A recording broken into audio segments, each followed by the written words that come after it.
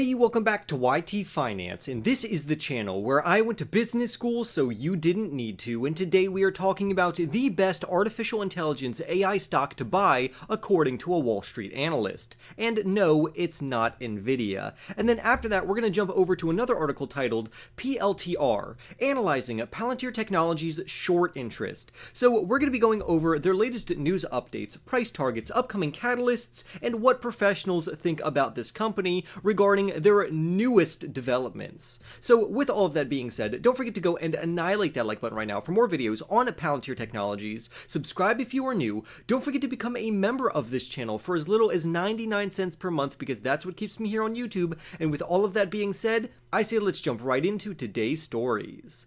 Many investors consider Nvidia stock as the best artificial intelligence stock on the market right now because Nvidia dominates their respected market in regards to machine learning processors.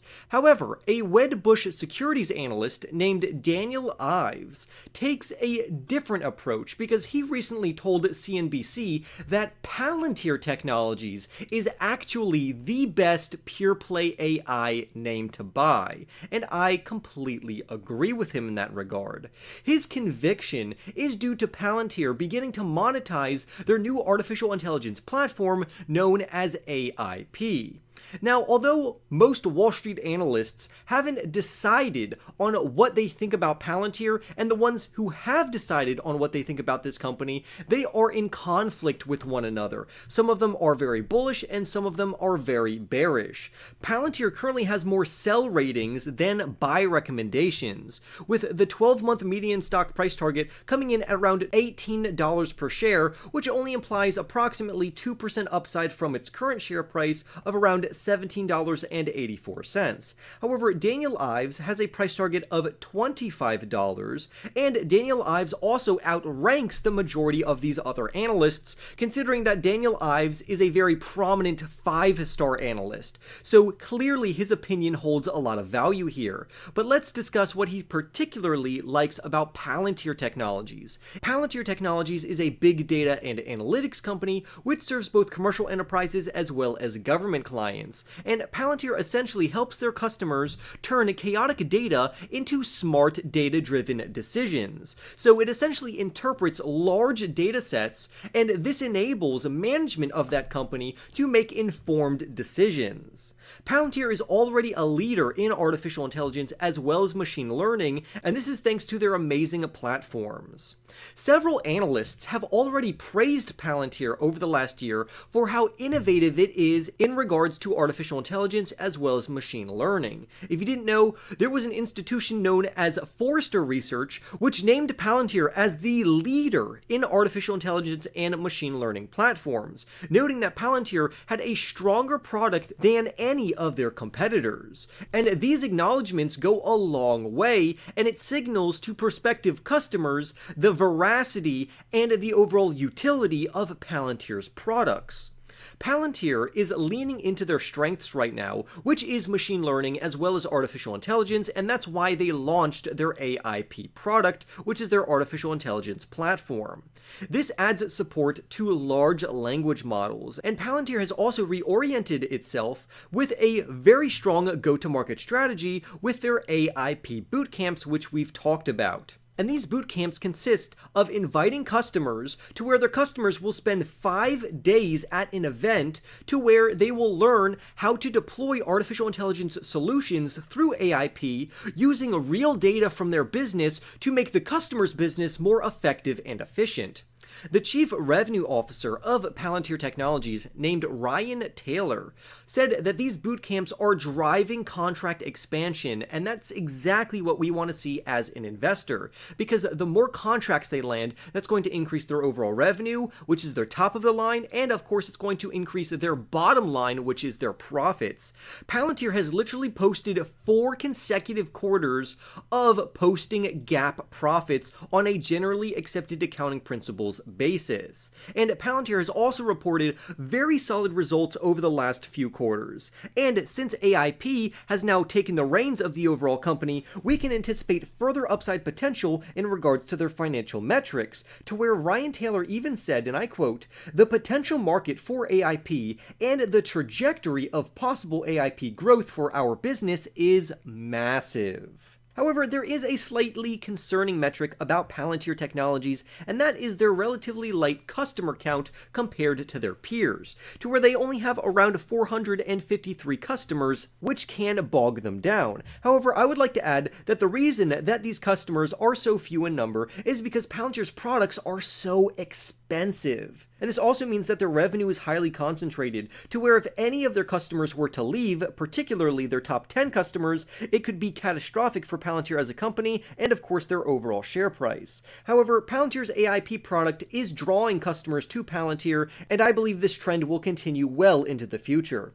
If we look at the big data software market, it's expected to grow by a CAGR of around 12% from now until 2027, while when we look over at machine learning platforms, that market is anticipated to grow at a compounding annual growth rate of 35% from now until 2032. And Palantir has a foot in both of these overall markets, including artificial intelligence. So, as Palantir straddles these massive markets, clearly they are going to take advantage of some runoff and steal large amounts of market share from not only existing competition, but also steal some fresh market opportunity, all while growing organically. However, Palantir Technologies certainly is not cheap right now, especially when you consult professionals. However, if investors can tolerate the overall volatility of this company while buying this company at a high premium, then this could be a good growth stock to hold in your portfolio as long as you do it responsibly, meaning that you wouldn't allocate more than a 5% initial portfolio allocation to this particular stock.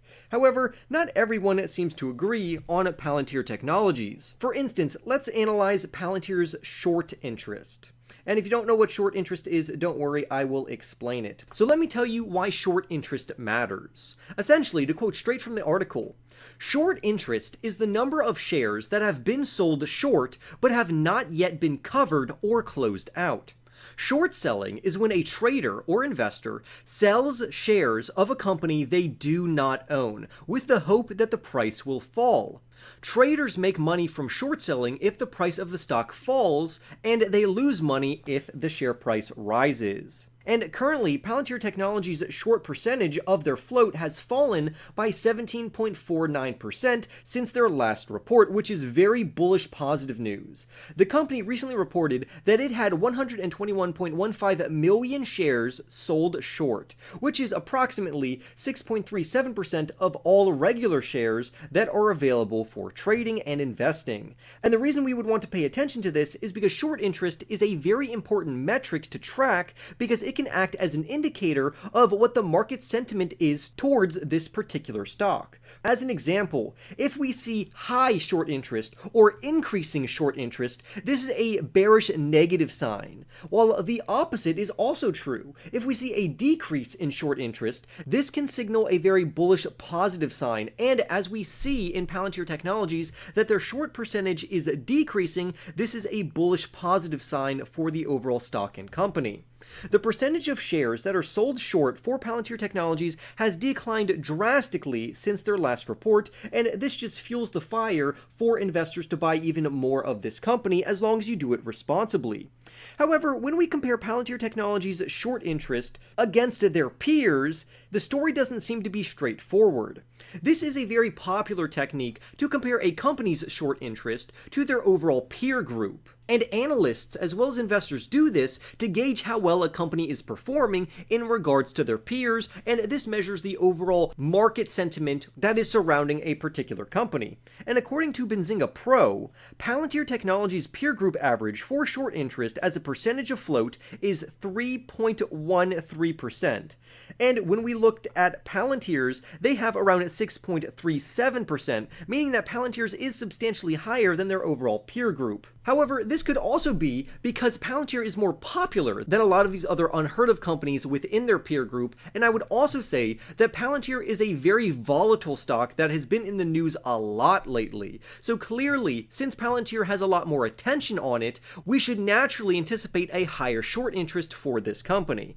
But overall, I would say Palantir Technologies is on a very good growth trajectory, and I would encourage you to do your own research on this company to make sure if it's good for your personal portfolio, and remember not to allocate too much money to any singular risky growth stock, because then you would be taking on unnecessary risk of potential losses. And here, we want to practice proper risk management to grow our portfolios wisely, because we want to be smart investors. So with all of that being said, go ahead and annihilate that like button right now if you haven't already. Subscribe if you are new. I would love to hear your comments down below about what you think of Palantir Technologies, how high you think their share price is headed in the future, and what you think of this short interest news.